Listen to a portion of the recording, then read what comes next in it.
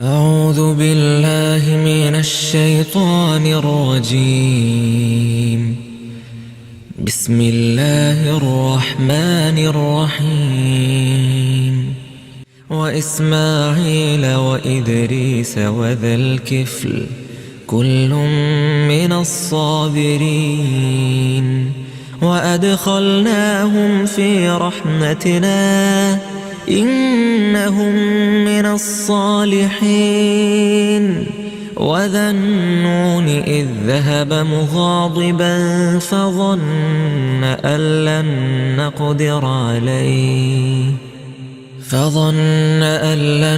نقدر عليه فنادى في الظلمات أن لا إله إلا أنت سبحانك إني كنت من الظالمين. فاستجبنا له ونجيناه من الغم وكذلك ننجي المؤمنين.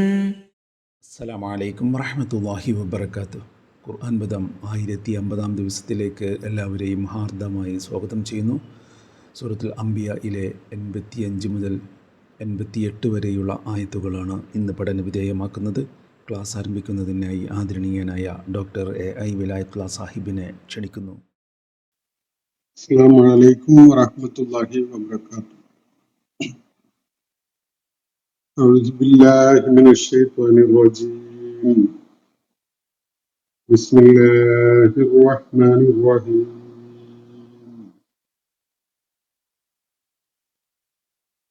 وإسماعيل وإدريس وذا الكفل كل من الصابرين وأدخلناهم في رحمتنا إنهم من الصالحين.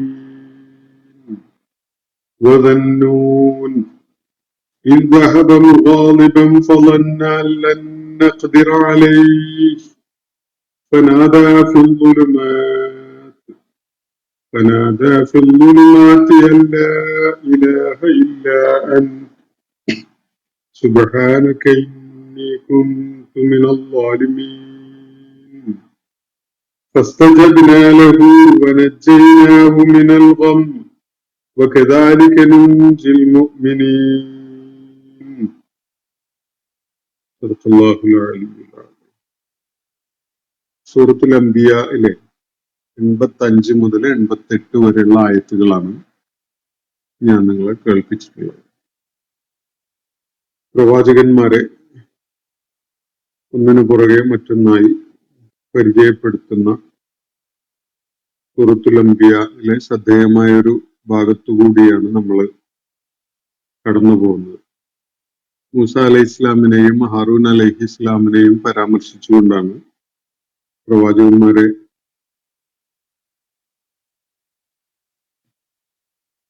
വിവരിച്ചുകൊണ്ടുള്ള ഈ ഭാഗം തുടങ്ങുകയുണ്ടായത്. ഇവിടെ ഇന്ന് നമ്മൾ വായിച്ച ആയത്തുകളുടെ തൊട്ടു മുകളിലായി ഇന്നലെ നമ്മൾ പഠന വിധേയമാക്കിയ ആയത്തുകളിൽ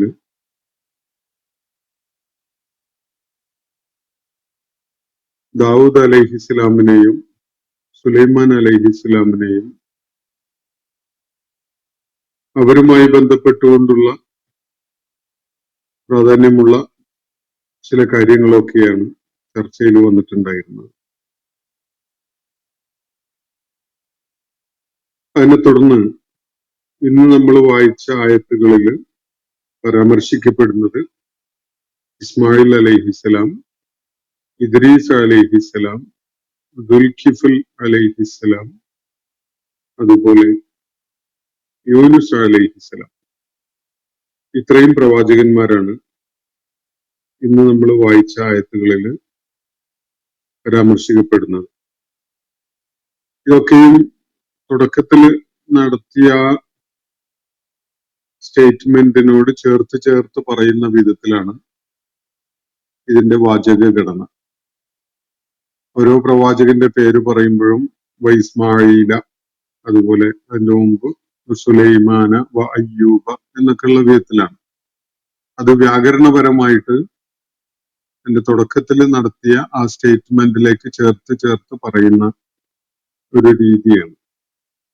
അപ്പൊ ഇവിടെ ഇന്ന് നമ്മൾ വായിച്ച ഭാഗം നോക്കുക. വൈസ്മായില വൈദ്രീസ വദൽ കിഫൽ, 3 പ്രവാചകന്മാരെ പരാമർശിച്ചുകൊണ്ട് അള്ളാഹു പറയുകയാണ്. കുല്ലും മിനസ്വാബിരീൻ, അവരൊക്കെയും തന്നെ സഹനം അവലംബിച്ചവരായിരുന്നു, ക്ഷമ അവലംബിച്ച, ക്ഷമാശീലം ഉണ്ടാക്കിയെടുത്ത ആളുകളായിരുന്നു ഈ പരാമർശിക്കപ്പെട്ട പ്രവാചകന്മാരൊക്കെയും തന്നെ.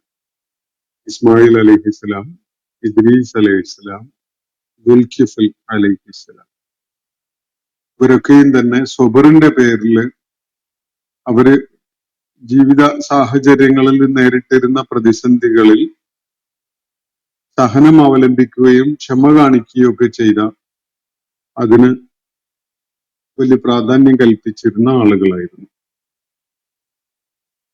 തൊട്ടുമുകളില് അയ്യൂബ് അലൈഹിസ്സലാമിന്റെ സഹനത്തെ കുറിച്ച് നമ്മൾ വായിക്കുകയുണ്ടായി. ബൈബിളിലെ വിവരണം അതുമായി ഒരു നിലക്കും ഒത്തുപോകുന്നതല്ല എന്ന് നമ്മൾ കണ്ടു. അയ്യൂബ് അലൈഹിസ്സലാം വളരെ കടുത്ത പരീക്ഷണങ്ങൾക്ക് വിധേയമായ ഒരാളാണ്. അള്ളാഹുവിന്റെ പ്രവാചകന്മാരുടെ കൂട്ടത്തില് ഒരുപക്ഷെ വ്യക്തിപരമായ ശാരീരികമായ വിഷമം ഏറ്റവുമേറെ അനുഭവിക്കേണ്ടി വന്ന പ്രവാചകനായിരിക്കും അയ്യൂബ് അലൈഹിസ്സലാം. അദ്ദേഹം ആ ഘട്ടത്തില് ശരീരം ഒന്നാകെയും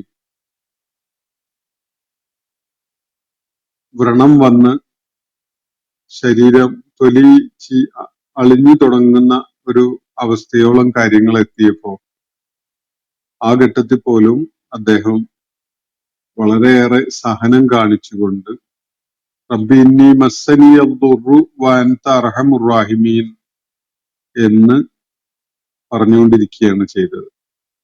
എന്നെ ദുരിതം അല്ലെ രോഗം ബാധിച്ചിരിക്കുന്നു, നീ ഏറ്റവും കരുണയുള്ളവനാണല്ലോ എന്ന് പറഞ്ഞുകൊണ്ടാണ് ആ സാഹചര്യങ്ങളെ അയ്യൂബ് അലൈഹിസ്സലാം നേരിടുകയുണ്ടായത്. അതിനെ തുടർന്നാണ് ഇസ്മായിൽ അലൈഹിസ്സലാമിനെയും ഇദ്രീസ് അലൈഹിസ്സലാമിനെയും ദുൽകിഫിൽ അലൈഹിസ്സലാമിനെയൊക്കെ പരാമർശിച്ചുകൊണ്ട് അള്ളാഹു പറയുന്നത് കുല്ലും മിനസ് സ്വാബിരീൻ, എല്ലാവരും തന്നെ, ഇവരൊക്കെയും തന്നെ സുബർ കൈവശമാക്കിയിരുന്ന ആളുകളായിരുന്നു എന്നാണ്. ഇസ്മായിൽ അലൈഹിസ്സലാം പ്രത്യേകിച്ച് പരിചയപ്പെടുത്തേണ്ടതില്ലാത്ത വിധത്തില് എല്ലാവർക്കും സുപരിചിതനാണ്. മുഹമ്മദ് നബി സല്ലല്ലാഹു അലൈഹി വസല്ലമയുടെ പൂർവികൻ ഇബ്രാഹിം അലൈഹിസ്സലാമിന്റെ ആദ്യ പുത്രൻ. ഇതൊക്കെയാണ് ഇസ്മായിൽ അലൈഹിസ്സലാമുമായി ബന്ധപ്പെട്ടുകൊണ്ടുള്ള നമുക്ക് എല്ലാവർക്കും അറിയുന്ന വിവരങ്ങൾ. ഇസ്മായിൽ അലൈഹിസ്സലാമിന്റെ സമർപ്പണ ബോധവും അള്ളാഹുവിന്റെ തൃപ്തിയും ഇച്ഛയും നടപ്പിലാക്കുന്നതിൽ അദ്ദേഹം കാണിച്ച സഹനവും ക്ഷമയും ഒക്കെ ഖുർആൻ പ്രത്യേകം എടുത്തു പറയുന്നത് നമ്മൾ പലയിടത്തായിട്ട് നേരത്തെ കണ്ടതാണ്. ഹലീം എന്ന വാക്ക് ഉപയോഗിച്ചുകൊണ്ട് ഏറെ സഹനവും പക്വതയാർന്ന സഹനം കാണിക്കാൻ കഴിഞ്ഞിരുന്ന ആളാണ് ഇസ്മായിൽ അലൈഹിസ്സലാം. ഇബ്രാഹിം അലൈഹിസ്സലാമിന്റെ അദ്ദേഹത്തെ അള്ളാഹു കടുത്ത ഒരു പരീക്ഷണത്തിന് വിധേയമാക്കുന്നതിന്റെ ഭാഗമായി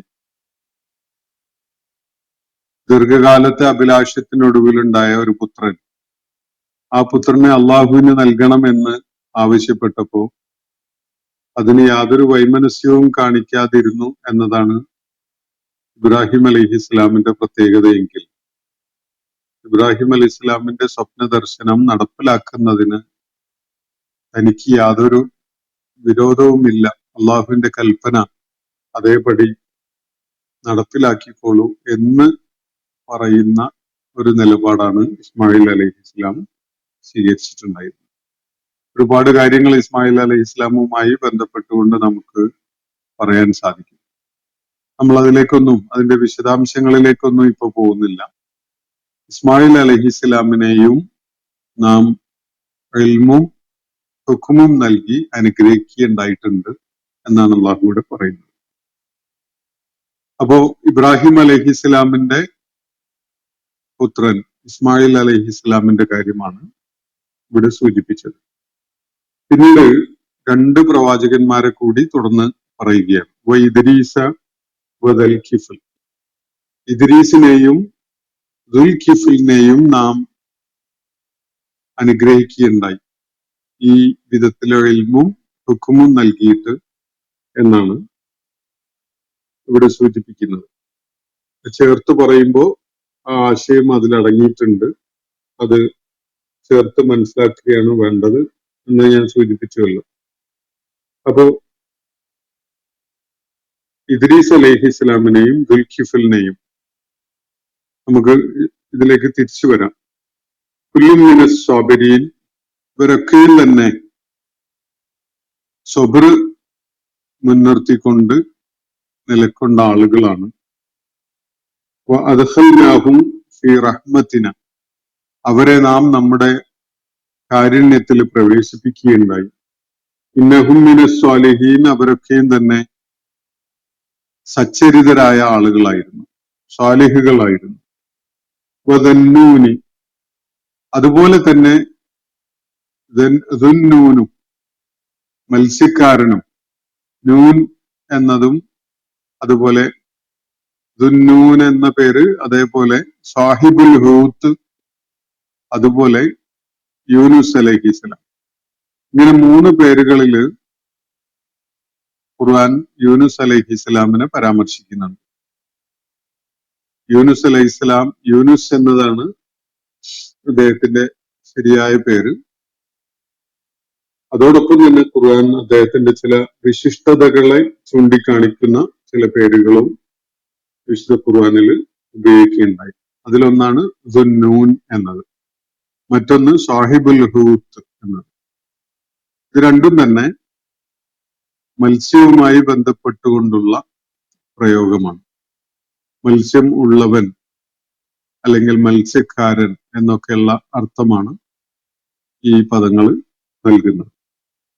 അപ്പോ യൂനുസ് അലൈഹിസ്സലാമിനെ പരോക്ഷമായിട്ട് സൂചിപ്പിച്ചുകൊണ്ട് അല്ലാഹു പറയുകയാണ്, ദുന്നൂനിനെയും നാം ഇൽമും ഹുക്കുമും നൽകി അനുഗ്രഹിക്കുകയുണ്ടായിട്ടുണ്ട്. ദൈവിക ജ്ഞാനവും അതേപോലെ തന്നെ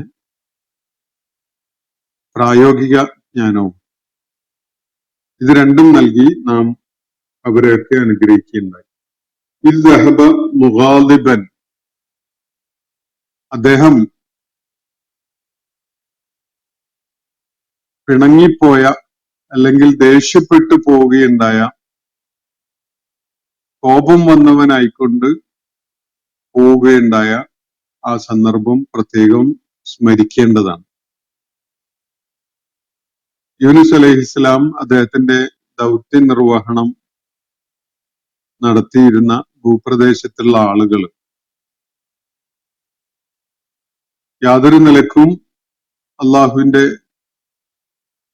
മാർഗത്തിലേക്ക് യൂനുസ് അലൈഹിസ്സലാമിന്റെ മാർഗദർശനം സ്വീകരിച്ചുകൊണ്ട് കടന്നു വരാൻ കൂട്ടാക്കാതെ വളരെ അനുസരണക്കേട് കാണിക്കുന്നവരായി നിലക്കൊണ്ട സന്ദർഭത്തില് അവരുടെ മേൽ അള്ളാഹുവിന്റെ ശിക്ഷ തീർച്ചയായിട്ടും വരും എന്ന് ഉറപ്പിച്ചുകൊണ്ട് അവരെ പുറകിൽ വിട്ടേച്ച് അള്ളാഹുവിന്റെ നിർദ്ദേശങ്ങളൊന്നും വരുന്നതിന് മുമ്പ് തന്നെ രംഗം വിട്ടു പോവുകയാണ് യൂനുസ് അലൈഹിസ്സലാം.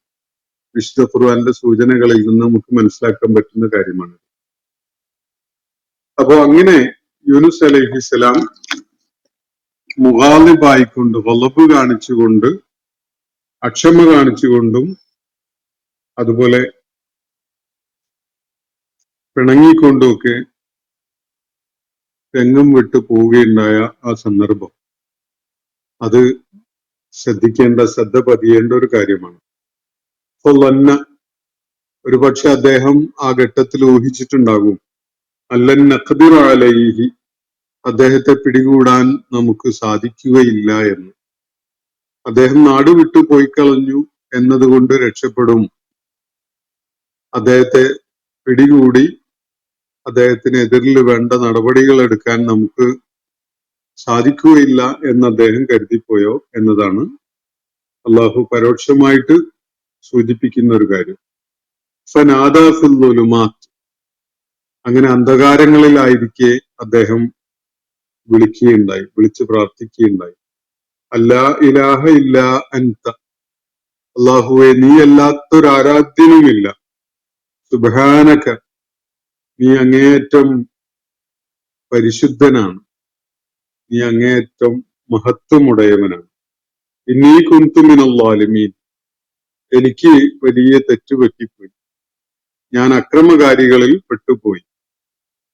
ഇതാണ് അന്ധകാരങ്ങളിലായിരിക്കെ യൂനുസ് അലൈഹിസ്സലാം അള്ളാഹുവിന്റെ നേരെ തിരിഞ്ഞുകൊണ്ട് നടത്തുന്ന പ്രാർത്ഥന.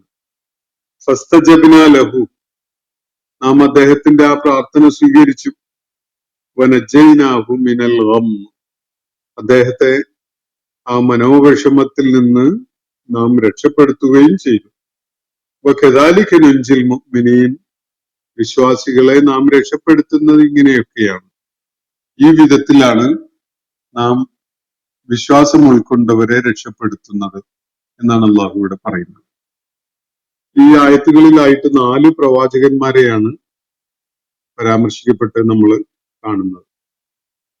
അതിൽ ഇസ്മായിൽ അലൈഹി ഇസ്ലാമിനെ കുറിച്ച് വിശദമായിട്ട് പലപ്പോഴായി നമ്മൾ മനസ്സിലാക്കിയിട്ടുള്ളത് കൊണ്ട് നമുക്ക് തൽക്കാലം ഇസ്മായിൽ അലൈഹി ഇസ്ലാമിനെ കുറിച്ച് കൂടുതലായിട്ടൊന്നും വിവരിക്കേണ്ടതില്ല എന്ന് കരുതുകയാണ്.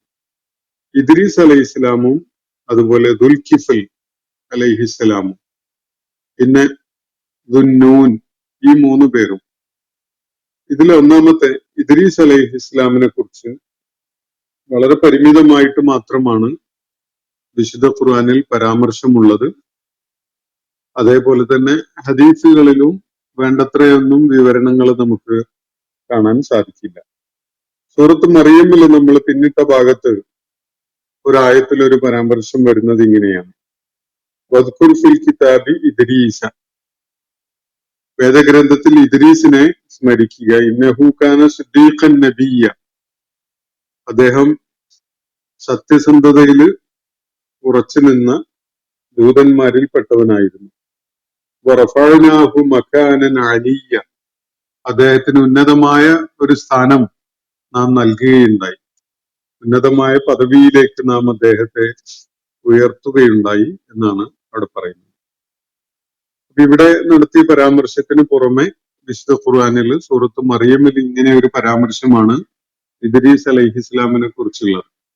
ഹദീസുകളിലും ഏത് കാലഘട്ടത്തിൽ ജീവിച്ച, ഏത് സമൂഹത്തില് അള്ളാഹുവിന്റെ ദൗത്യം നിർവഹിച്ച, എന്തൊക്കെ അനുഭവങ്ങളിലൂടെ കടന്നുപോയ പ്രവാചകനായിരുന്നു അദ്ദേഹം എന്നത് നമുക്ക് സൂചനയൊന്നും കിട്ടുന്നില്ല.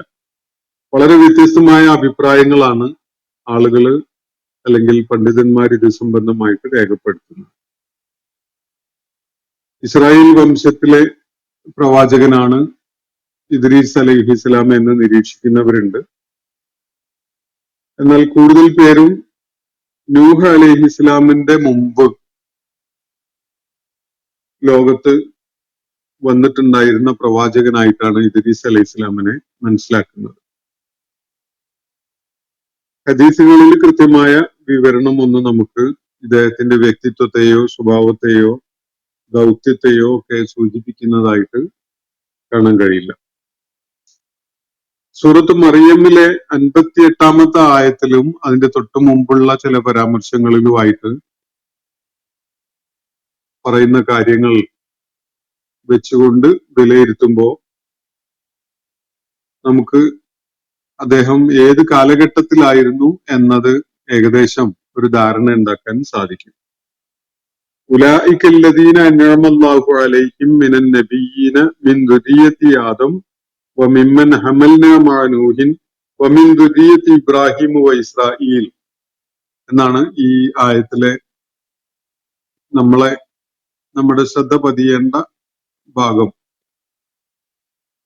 അതിൽ പറയുന്നത് ഇവരൊക്കെയും തന്നെ അള്ളാഹു അനുഗ്രഹിക്കുകയുണ്ടായ പ്രവാചകന്മാരാണ്. ആദമിന്റെ മക്കൾ, അതുപോലെ നൂഹിനോടൊപ്പം നാം കപ്പലിൽ വഹിച്ചവർ, ഇബ്രാഹിമിന്റെ സന്തതികൾ, ഇസ്രായേലിന്റെ സന്തതികൾ, ഇങ്ങനെയൊക്കെയാണ് പറയുന്നത്. അപ്പൊ അതിന്റെ തൊട്ടു മുമ്പുള്ള ആയത്തുകളിൽ പരാമർശിക്കപ്പെട്ട പ്രവാചകന്മാരെ നമ്മൾ ഏത് ഗണത്തിൽ പെടുന്നു എന്നത് പരിശോധിക്കുമ്പോൾ യഹിയ അലൈഹി ഇസ്ലാം, ഈസ അലൈഹി ഇസ്ലാം, മൂസ അലൈഹി ഇസ്ലാം, ഈ മൂന്ന് പേരും ഇസ്രായേൽ പ്രവാചകന്റെ യാഖൂബ് അലൈഹി ഇസ്ലാമിന്റെ പിന്മുറക്കാരായിട്ട് നമുക്ക് കൃത്യമായിട്ടും അടയാളപ്പെടുത്താൻ സാധിക്കും. എന്നാൽ ഇസ്മായിൽ, ഇസ്ഹാഖ്, യാഖൂബ് ഇവരൊക്കെയും തന്നെ ഈ വിവരണത്തില് നമുക്ക് ഇബ്രാഹിം അലൈഹി ഇസ്ലാമിന്റെ സന്തതികളായിട്ട് അല്ലെങ്കിൽ പിന്മുറക്കാരായിട്ട് മനസ്സിലാക്കാൻ സാധിക്കും. ഇബ്രാഹിം അലൈഹി ഇസ്ലാമിനെ നമുക്ക് നൂഹ് അലൈഹി ഇസ്ലാമിന്റെ പിന്മുറക്കാരായിട്ടും ഈ വിവരണത്തിന്റെ ഭാഗമായിട്ട് കാണാൻ കഴിയും. പക്ഷെ ഇദ്രീസ് അലൈഹി ഇസ്ലാമിനെ നമുക്ക് അങ്ങനെ അല്ല കാണാൻ സാധിക്കുന്നത്.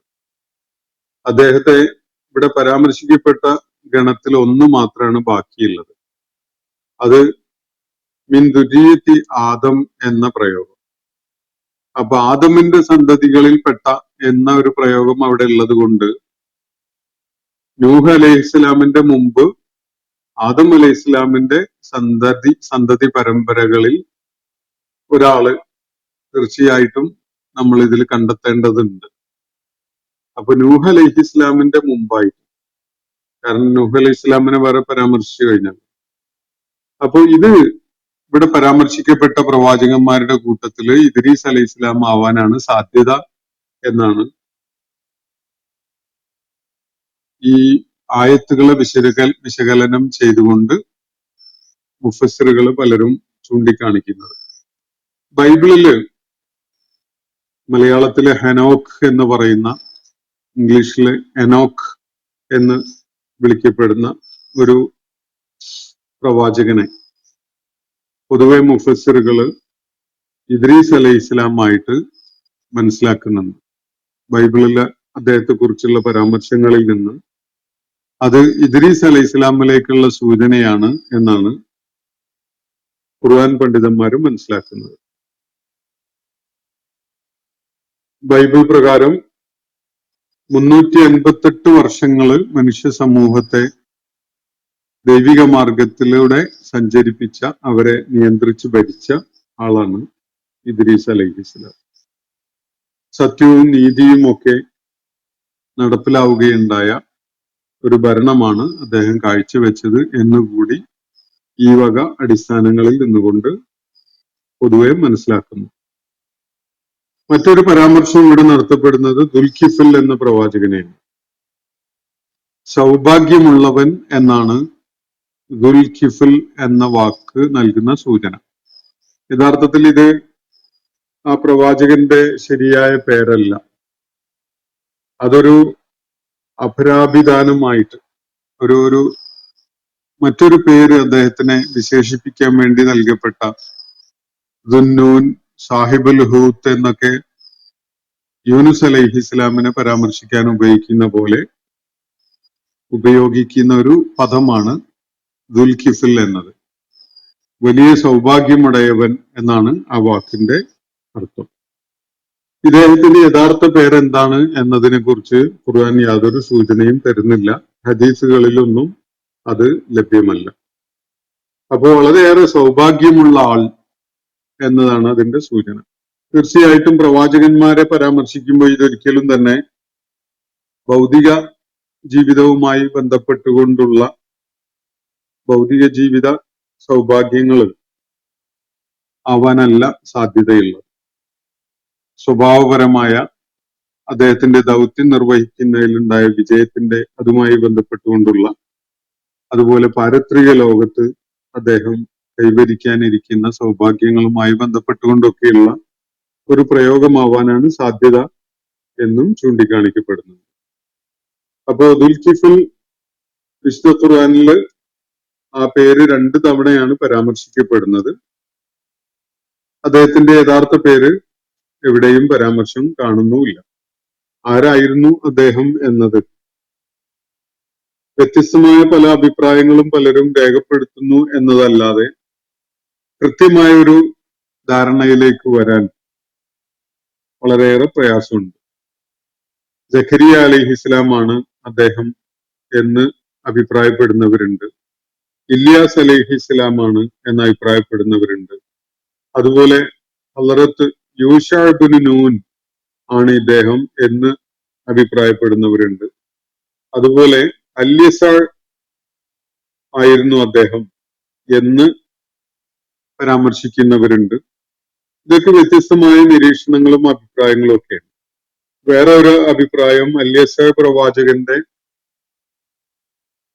ഖലീഫയായിരുന്നു ഇദ്ദേഹം, പിന്മുറക്കാരനായിട്ട് അദ്ദേഹത്തെ തുടർന്നു വന്ന ആളാണ് എന്ന ഒരു നിരീക്ഷണമൊക്കെ ഉണ്ട്. അയ്യൂബ് അലൈഹിസ്ലാമിന്റെ പുത്രനായിരുന്നു ഇദ്ദേഹം എന്ന് അഭിപ്രായപ്പെടുന്നവരും ഉണ്ട്. എന്തായാലും കൃത്യമായിട്ട് ഇതേക്കുറിച്ച് ഒരു ധാരണയിലെത്താൻ നമുക്ക് പ്രയാസമാണ്. അയ്യൂബ് അലൈഹിസ്ലാമിന്റെ പുത്രനായിരുന്നെങ്കിൽ അദ്ദേഹത്തിന്റെ യഥാർത്ഥ പേര് ബിഷിർ എന്നായിരുന്നു. അങ്ങനെയുള്ള അഭിപ്രായമുള്ളവരും ഉണ്ട്. ബിഷിറാണ്, ബിഷിർ ബിൻ അയ്യൂബ് ആയിരുന്നു അദ്ദേഹം എന്നുള്ള അഭിപ്രായം രേഖപ്പെടുത്തിയ ആളുകളുണ്ട്. മറ്റൊരു ശ്രദ്ധേയമായ നിരീക്ഷണം, ഇസ്രായേൽ സമൂഹം അവരുടെ പ്രവാസഘട്ടത്തിൽ മെസപ്പൊട്ടേമിയൻ പ്രദേശത്ത് അവർ പ്രവാസത്തിലായിരുന്ന കാലത്ത് അവരിലേക്ക് നിയോഗിക്കപ്പെട്ടിരുന്ന പ്രവാചകന്മാരിൽ ഒരാളാണ് ഇദ്ദേഹം എന്നതാണ്, ദുൽകിഫൽ എന്നത്. എസെക്കിയേൽ എന്ന പ്രവാചകനാണ് ഇദ്ദേഹം എന്ന് അതുകൊണ്ട് ആളുകൾ അനുമാനത്തിലെത്തുന്നുണ്ട്. അതുപോലെ കാബൂർ നദീതീരത്ത് നെബുക്കദ്നെസർ ഒരു പട്ടണം സ്ഥാപിക്കുകയുണ്ടായിരുന്നു യഹൂദ തടവുകാരെ താമസിപ്പിക്കാൻ വേണ്ടി. അത് പിൽക്കാലത്ത് ഒരു പട്ടണമായി മാറിയ ആ പ്രദേശത്തായിരുന്നു ഇദ്ദേഹം ദുൽകിഫൽ ദൗത്യ നിർവഹണം നടത്തിയിരുന്നത് എന്ന വിധത്തിലുള്ള നിരീക്ഷണവും കാണാൻ കഴിയും. എന്തായാലും ഇതിന്റെ ഒന്നും അടിസ്ഥാനത്തിൽ കൃത്യമായിട്ട് നമുക്ക് ദുൽകിഫൽ ആരായിരുന്നു എന്നതോ അദ്ദേഹം നിർവഹിച്ച ദൗത്യം എവിടെയായിരുന്നു എന്നതോ എത്രത്തോളം വ്യാപ്തിയും അതുപോലെ അനന്തരഫലവും ഒക്കെ ഉളവാക്കിയ ഒരു ദൗത്യ നിർവഹണമായിരുന്നു അതെന്നോ ഒന്നും നമുക്കൊരു തീരുമാനത്തിലേക്ക് എത്തുക സാധ്യമല്ല. ഒരു പരാമർശം വിശുദ്ധ ഖുർആനിൽ അങ്ങനെ ഒരു പ്രവാചകനെ കുറിച്ചുണ്ട് എന്ന് മനസ്സിലാക്കി വെക്കൽ മാത്രമേ നമുക്ക് സാധിക്കുകയുള്ളൂ. അതുപോലെ മറ്റൊരു സൂചന ഇവിടെ ദുന്നൂൻ എന്നതാണ്. യൂനുസ് അലൈഹി ഇസ്ലാമിനെ പരാമർശിക്കുന്ന ഒരു പ്രയോഗം ഞാൻ സൂചിപ്പിക്കുകയുണ്ടായി. സാഹിബുൽ ഹൂത്ത് എന്നും അദ്ദേഹത്തെ വിശുദ്ധ ഖുർആനിൽ പരാമർശിക്കുന്നുണ്ട്.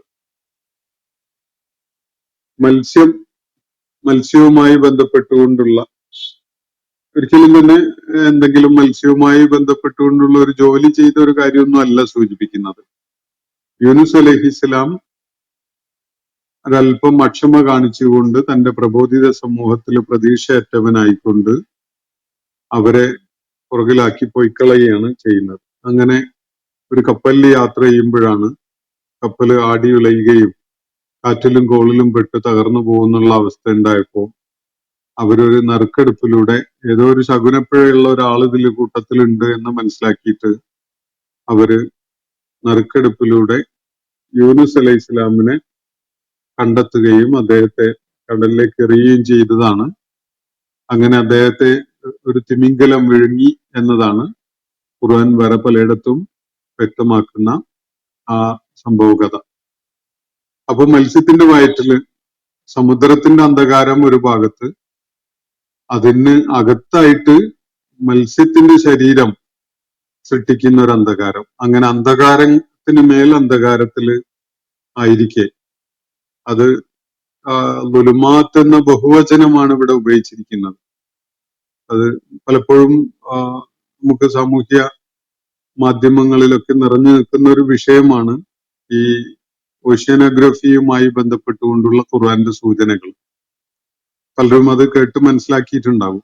വ്യത്യസ്ത ലേയേഴ്സ് ഉള്ള ഇരുട്ടിന്റെ അകത്താണ് യൂനുസ് അലൈഹി ഇസ്ലാം അകപ്പെട്ടിട്ടുണ്ടായിരുന്നത്. അങ്ങനെ സമുദ്രത്തിന്റെ പല ലേയേഴ്സ് ആയിട്ടുള്ള ഇരുട്ടില് മത്സ്യത്തിന്റെ ശരീരത്തിനകത്തായത് കൊണ്ട് ഉണ്ടായ ഇരുട്ട്, ഇതൊക്കെ കൂടി ആയിട്ട് പലവിധ ഇരുട്ടുകളിലുമായിട്ട്, അന്ധകാരങ്ങളിലായിട്ട് യൂനുസ് അലൈഹി ഇസ്ലാം അകപ്പെട്ടു പോയ ഘട്ടത്തിൽ അദ്ദേഹം അള്ളാഹുവിനെ വിളിച്ച് പ്രാർത്ഥിച്ചു. ഇന്നി കുന്തു മിനൽ ളാലിമീൻ, എനിക്ക് വലിയ തെറ്റ് പറ്റിപ്പോയി, ലാ ഇലാഹ ഇല്ലാ അൻത സുബ്ഹാനക ഇന്നി കുന്തു മിനൽ ളാലിമീൻ, ഞാൻ അക്രമികളിൽ പെട്ടുപോയി എന്ന് പറഞ്ഞുകൊണ്ട് വിലപിച്ച് കരയുകയാണ് യൂനുസ് അലൈഹി ഇസ്ലാം ചെയ്യുന്നത്. അപ്പോ അള്ളാഹുവിന്റെ ആജ്ഞ ലഭിക്കുന്നതിന് മുമ്പ് തന്നെ സ്വന്തം നിലക്ക് തന്നെ പരിപാടിയൊക്കെ അവസാനിപ്പിച്ച് അക്ഷമ കാണിച്ചുകൊണ്ട് സ്ഥലം വിടുകയായിരുന്നു യൂനുസ് അലൈഹി ഇസ്ലാം. അതിന് അള്ളാഹു അദ്ദേഹത്തെ ഒരു പാഠം പഠിപ്പിക്കുന്നു. തുടർന്ന് വീണ്ടും അദ്ദേഹത്തിന്റെ പശ്ചാത്താപം സ്വീകരിച്ചുകൊണ്ട് നാട്ടിലേക്ക് തന്നെ തിരികെ കൊണ്ടുവരുന്നു. 1 മില്യണോളം വരുന്ന അനുയായികളെ നൽകുകയും അദ്ദേഹത്തിന്റെ ദൗത്യം വിജയമാക്കി മാറ്റുകയൊക്കെ ചെയ്തു എന്നത് പരോക്ഷമായിട്ട് ഖുർആൻ സൂചിപ്പിക്കുന്നത് കാണാൻ കഴിയും. അപ്പൊ ഇതൊക്കെയാണ് യൂനുസ് അലൈഹി ഇസ്ലാമുമായി ബന്ധപ്പെട്ടുകൊണ്ടുള്ള കാര്യങ്ങൾ. അപ്പോ യൂനുസ് അലൈഹി ഇസ്ലാം അള്ളാഹുവിന്റെ എല്ലാ പ്രവാചകന്മാരും പല ഘട്ടങ്ങളിലായിട്ട് ഹിജ്റ ചെയ്യേണ്ടി വന്നിട്ടുണ്ട്, പലായനം ചെയ്യേണ്ടി വന്നിട്ടുണ്ട്. പക്ഷെ അത് അള്ളാഹുവിന്റെ കൽപ്പന ലഭിക്കുന്ന മുറക്കാണ് അവര് നാടുപേക്ഷിച്ച് ആ നാട്ടുകാരിലുള്ള പ്രതീക്ഷ അവസാനിപ്പിച്ചുകൊണ്ട് പോകുന്നത്. എന്നാൽ യൂനുസ് അലൈഹി ഇസ്ലാം ഇക്കാര്യത്തില് അള്ളാഹുവിന്റെ നിർദ്ദേശം കിട്ടാൻ കാത്തു നിൽക്കാതെ ഇനി ഇവിടെ അള്ളാഹുവിന്റെ ശിക്ഷ ഇറങ്ങുന്നുള്ളത് ഉറപ്പാണ്, അതുകൊണ്ട് ഇനി ഇവിടെ നിന്നാൽ ശരിയാവില്ല എന്ന് തീരുമാനിച്ചുകൊണ്ട് അദ്ദേഹം പൊയ്ക്കളയുകയാണ് ചെയ്യുകയുണ്ടായത്. ഇതാണ് അള്ളാഹുവിടെ സൂചിപ്പിക്കുന്നത്. അപ്പോ ഇസ്മായില ഇദ്രീസ വദൽകിഫിൽ, ഈ 3 പേരെയും കുല്ലും മിനസ് സ്വാബിരീൻ, ഇവരൊക്കെയും തന്നെ സഹനം അവലംബിച്ചവരിൽ പെട്ടവരായിരുന്നു. നേരത്തെ അയ്യൂബ് അലൈഹി ഇസ്ലാമിനെ കുറിച്ച് പറഞ്ഞല്ലോ, അദ്ദേഹത്തെ പോലെ സുബറിന്റെ പേരിൽ ശ്രദ്ധേയരായ ആളുകളായിരുന്നു. വാദഖൽനാഹും ഫീ റഹ്മത്തിന, നമ്മുടെ കാരുണ്യം ഏറ്റുവാങ്ങി നാം നമ്മുടെ കാരുണ്യത്തിൽ പ്രവേശിപ്പിച്ച ആളുകളാണ് അവര്. ഇന്നഹും മിനസ് സ്വാലിഹീൻ, അവരൊക്കെയും തന്നെ സച്ചരിതരായ ഉത്കൃഷ്ടരായ മനുഷ്യരായിരുന്നു. വദന്നൂൻ, അതേപോലെ മത്സ്യക്കാരൻ. ഇസ്സഹബ മുഗാളിബൻ, അദ്ദേഹം പിണങ്ങിപ്പോയ അല്ലെങ്കിൽ ദേഷ്യപ്പെട്ടു പോയ ആ സന്ദർഭം പ്രത്യേകം ശ്രദ്ധേയമാണ്. ഫളന്ന അല്ലൻ നഖ്ദിറ അലൈഹി, അദ്ദേഹത്തെ പിടികൂടാൻ നമുക്ക് കഴിയുകയില്ല എന്നൊരു പക്ഷെ അദ്ദേഹം ആ ഘട്ടത്തില് കരുതി കാണണം. നാട്ടിന്ന് അക്ഷമ കാണിച്ചുകൊണ്ട് പൊയ്ക്കളഞ്ഞ ആ ഘട്ടത്തില്, ആ നിമിഷത്തില് അദ്ദേഹം അവിടുന്ന് സ്വന്തം നിലക്ക് പൊയ്ക്കളഞ്ഞാൽ പിന്നെ രക്ഷപ്പെട്ടു, ആ ശിക്ഷയൊന്നും ഏറ്റുവാങ്ങുന്നത് കാണേണ്ടി വരില്ല, അതിൽ താൻ പെട്ടുപോവുകയില്ല എന്നൊക്കെയുള്ള ഒരു ചിന്ത. എന്തായാലും ഒരു പ്രവാചകൻ എന്നുള്ള നിലയ്ക്ക് യൂനുസ് അലൈഹി ഇസ്ലാമിന്റെ ഭാഗത്ത് ഒരു പിഴവ് അവിടെ സംഭവിച്ചതായിട്ടാണ് വിശുദ്ധ ഖുർആൻ ചൂണ്ടിക്കാണിക്കുന്നത്. അള്ളാഹു അദ്ദേഹത്തിന്റെ ആ നടപടിയിൽ ഇടപെട്ട് കളഞ്ഞു. നാദാഫുലുമാത്തി, അങ്ങനെ അന്ധകാരത്തിലായിക്കൊണ്ട് അദ്ദേഹം വിളിച്ചു പ്രാർത്ഥിച്ചു, അല്ലാ ഇലാഹ ഇല്ലാ അൻത, ഞാന് സ്വന്തം നിലക്ക് അവിടുന്ന് രക്ഷപ്പെട്ടു പോകുമ്പോൾ സ്വാഭാവികമായിട്ടും വിശ്വാസപരമായ ഒരു ഇടർച്ച സംഭവിക്കുന്നുണ്ട്, കർമ്മതലത്തിലെങ്കിലും. അപ്പൊ യൂനുസ് അലൈഹി ഇസ്ലാം തന്റെ ചെയ്തിയില് പാകപ്പിഴവുണ്ടായി എന്നത് തിരിച്ചറിഞ്ഞുകൊണ്ട് വീണ്ടും അള്ളാഹുവിനോട് ഏറ്റുപറയുന്നത് ലാ ഇലാഹ ഇല്ലാ അൻത, നീയല്ലാത്ത ആരാധ്യനായിട്ട് എന്റെ കീഴ്പ്പെടൽ നൽകേണ്ടവനായിട്ട് ആരുമില്ല. സുബ്ഹാനക, നീ മഹത്വമുടയവനും പരിശുദ്ധനും ആണ്. ഇന്നീ കുന്തു മിനൽ ളാലിമീൻ, എനിക്ക് പിഴവ് പറ്റിപ്പോയി, ഞാൻ അക്രമകാരികളിൽ ളാലിമുകളിൽ പെട്ടുപോയി എന്നാണ് യൂനുസ് അലൈഹി ഇസ്ലാം ആ അന്ധകാരങ്ങളിൽ കഴിയുന്ന സമയത്ത് അള്ളാഹുവിനോട് പ്രാർത്ഥിക്കുന്നത്.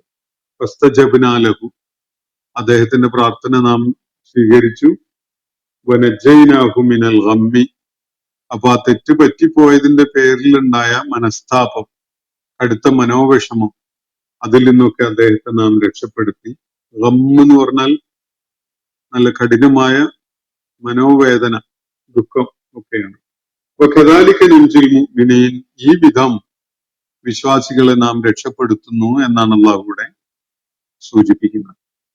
അപ്പൊ യൂനുസ് അലൈഹിസ്സലാം അദ്ദേഹത്തിന്റെ നടപടിയിൽ മാതൃകായോഗ്യമല്ലാത്ത ഒരു കാര്യം പരാമർശിക്കുന്നതോടൊപ്പം തന്നെ അതിനെ തുടർന്ന് അദ്ദേഹം ആ തെറ്റ് തിരുത്തിക്കൊണ്ട് സ്വീകരിച്ച നിലപാട് അത് തീർച്ചയായിട്ടും സത്യവിശ്വാസികളുടെ തന്നെ രീതിയാണ്, വഴിയാണ് എന്നതാണ് ഇവിടെ അള്ളാഹു നമ്മെ ബോധ്യപ്പെടുത്തുന്നത്. കാരണം അതിന്റെ ഫലമായിട്ടാണ് സത്യവിശ്വാസികളെ നാം രക്ഷപ്പെടുത്തുന്ന വിധത്തിൽ ഇവിടെ യൂനുസ് അലൈഹിസ്ലാമിനെ നാം രക്ഷപ്പെടുത്തുകയുണ്ടായി എന്നത് അള്ളാഹു ചൂണ്ടിക്കാണിക്കുന്നത്. ഇന്നത്തെ സെഷൻ ഞാനിവിടെ അവസാനിപ്പിക്കാം എന്ന് വിചാരിക്കുകയാണ്. 2 ചോദ്യങ്ങളുള്ളത് വളരെ ക്വിക്കായിട്ട് പരാമർശിച്ചു പോകാം. ബൈബിൾ അല്ലേ ആദ്യം ഉണ്ടായത്? ഇത് SK എന്ന പ്രൊഫൈലിൽ നിന്നാണ്. ബൈബിൾ അല്ലേ ആദ്യം ഉണ്ടായത്? ഖുർആനിൽ ആ വസ്തുതകൾ പിന്നീട് സൗകര്യം പോലെ വ്യത്യസ്തമായി ഇസ്ലാം അവതരിപ്പിക്കപ്പെട്ടതല്ലേ എന്നാണ് ഒരു ചോദ്യം. അവിടെ പരാമർശിക്കപ്പെട്ട പല സംഗതികളുമായി ബന്ധപ്പെട്ടുകൊണ്ടുള്ള ഒരു ചോദ്യമാണ്. ബൈബിൾ അല്ലേ ആദ്യം ഉണ്ടായത്, പിന്നീട് ഖുർആനിൽ സൗകര്യം പോലെ ചേർത്തതല്ലേ എന്ന്. ഈ ചോദ്യം കേട്ടാൽ വിചാരിക്കും ബൈബിൾ രചിച്ചിട്ടുള്ളത് SKയോ അല്ലെങ്കിൽ SK അടങ്ങിയിട്ടുള്ള സമൂഹത്തിൽ ആരെങ്കിലും ഒക്കെ ആണ് എന്ന്. അങ്ങനെയല്ല.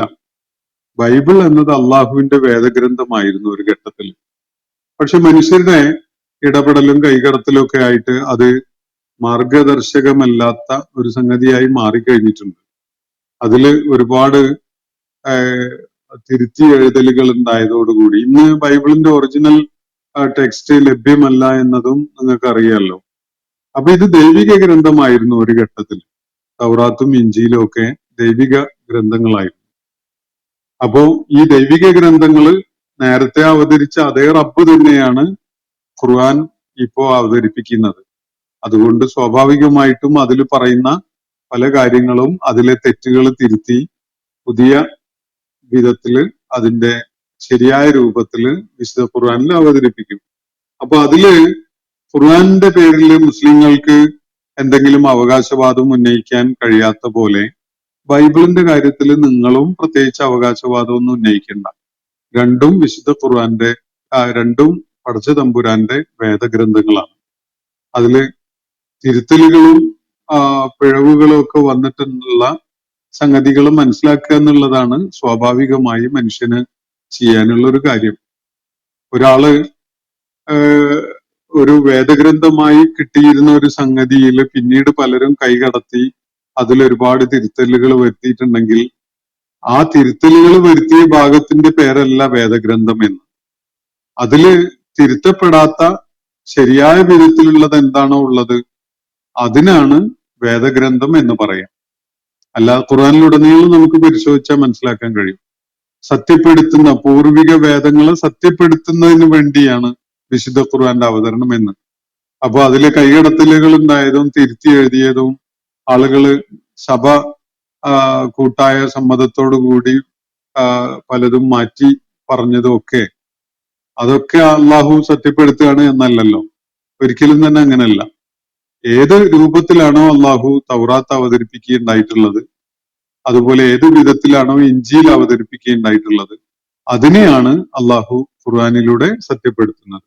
അപ്പോ തൗറാത്തും ഇഞ്ചീലും അള്ളാഹുവിൻ്റെതാണ് എന്നതുകൊണ്ട് തന്നെ അതിലടങ്ങിയിട്ടുള്ള കാര്യങ്ങളും പരാമർശങ്ങളും ഒക്കെ അതിനെ പിൽക്കാലത്തുള്ള ആളുകൾ വികലമാക്കി കഴിഞ്ഞതിന് ശേഷവും അതിന്റെ ശരിയായ രൂപത്തിൽ ഖുർആനിൽ അവതരിപ്പിക്കുന്നതിൽ യാതൊരു കുഴപ്പമില്ല. അങ്ങനെ ചെയ്യുന്നതില് മുസ്ലിങ്ങൾക്ക് എന്തെങ്കിലും പോരായ്മ വരുന്നുണ്ട്, അല്ലെങ്കിൽ അതില് ബൈബിളിൽ ആദ്യം പറഞ്ഞതുകൊണ്ട് ബൈബിളിന്റെ അനുയായികൾക്ക് എന്തെങ്കിലും മികവുണ്ട് എന്നൊന്നും ധരിക്കണ്ട. ഇത് രണ്ടും അള്ളാന്റേതാണ്. ഖുർആൻ അങ്ങേയറ്റം ഉജ്ജ്വലമായതാണ് എന്നത് എന്റെ നേട്ടവും മുസ്ലിങ്ങളുടെ ആരെങ്കിലും നേട്ടമൊന്നുമല്ല. അത് അള്ളാഹു തന്നിട്ടുള്ള ഒരു ഔദാര്യമാണ്. ഇതേപോലെ തന്നെയാണ് ബൈബിളിന്റെയും കാര്യം. ബൈബിള് വികലമാക്കപ്പെട്ടു കാരണം അതിന് അള്ളാഹു ആ വിധത്തിലുള്ള സംരക്ഷണം ഏർപ്പെടുത്തിയിട്ടുണ്ടായിരുന്നില്ല എന്നതാണ് അതിനുള്ള കാരണം. ഖുർആന്റെ കാര്യത്തിൽ അങ്ങനെയല്ല. ഖുർആന്റെ അകത്ത് തന്നെ അള്ളാഹു അത് പറയുന്നുണ്ട്. ഖുർആന്റെ സംരക്ഷണം നമ്മുടെ ബാധ്യതയാണ് എന്നത്.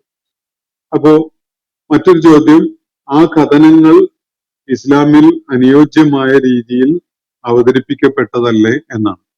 അനുയോജ്യമായ രീതിയിൽ എന്നതുകൊണ്ട് അദ്ദേഹം ഉദ്ദേശിക്കുന്നുണ്ടാവുക മുസ്ലിങ്ങൾക്ക് അല്ലെങ്കിൽ മുഹമ്മദ് നബിക്കോ ഒക്കെ പറ്റിയ വിധത്തില് അവരുടെ രാഷ്ട്രീയ ഭൗതിക ജീവിത ലക്ഷ്യങ്ങൾക്ക് യോജിച്ച വിധത്തില് എന്നൊക്കെ ആയിരിക്കണം. അങ്ങനെയാണെങ്കിൽ അങ്ങനെയല്ല, വസ്തുത അതല്ല. മറിച്ച് സത്യസന്ധമായിട്ട് പുനരവതരിപ്പിക്കുക എന്നുള്ള നിലക്കാണെങ്കിൽ അതാണ്. ബൈബിളില് പല കഥകളും വായിച്ചാല് നമുക്ക് ഒരുപാട് വൈരുദ്ധ്യങ്ങൾ കാണാൻ കഴിയുന്നുള്ള മാത്രമല്ല, പല പ്രവാചകന്മാരുടെയും കാര്യത്തില് വളരെ നാലാംകിട അക്രമികളും തെമ്മാടികളും ഒക്കെ ആയിട്ട് ജീവിച്ച ആളുകളുടേതൊക്കെ പോലെയുള്ള പല കാര്യങ്ങളുമാണ് പ്രവാചകന്മാരുടെ കാര്യത്തിൽ പോലും ബൈബിളിൽ ഇന്ന് നമുക്ക് കാണാൻ കഴിയും. അങ്ങനെയൊന്നുമുള്ള ആളുകളല്ല പ്രവാചകന്മാര്. അതുകൊണ്ടാണ് അതിനെ പല കാരണങ്ങളാലും ബൈബിളിന്റെ അനുയായികള് ബൈബിളില് മാറ്റിമറിക്കൽ നടത്തിയപ്പോ അത് ആ കഥകളെ തിരുത്തുന്നതിന് വേണ്ടി കൂടിയാണ് ഖുർആൻ ആ പ്രവാചകന്മാരെ ഖുർആനിൽ വിശദമായിട്ട് പരാമർശിക്കുന്നത്. അതുകൊണ്ട് അനുയോജ്യമായ വിധത്തിൽ ഉപയോഗപ്പെടുത്തുകയല്ല ചെയ്തത്, അതിന്റെ ശരിയായ വിധത്തില് ആ സംഭവങ്ങൾ കഥനം ചെയ്യുകയാണ് ഖുർആൻ ചെയ്തത് എന്നതാണ് വസ്തുത.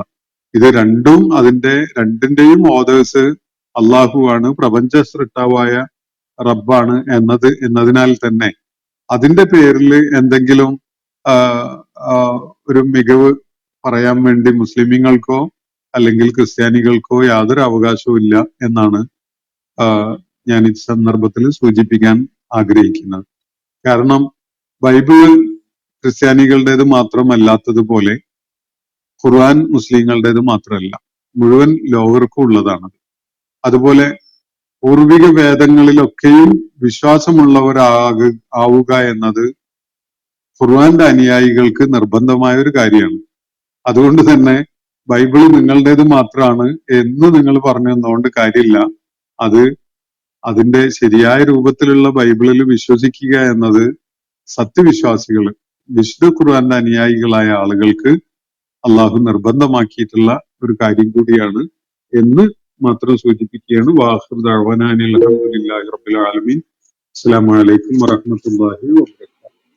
ഇന്നത്തെ ഖുർആൻ പദം ഇവിടെ സമാപിക്കുന്നു. ഖുർആൻ പഠനത്തിൽ പങ്കെടുത്ത എല്ലാവർക്കും അള്ളാഹു അർഹമായ പ്രതിഫലം നൽകി അനുഗ്രഹിക്കട്ടെ.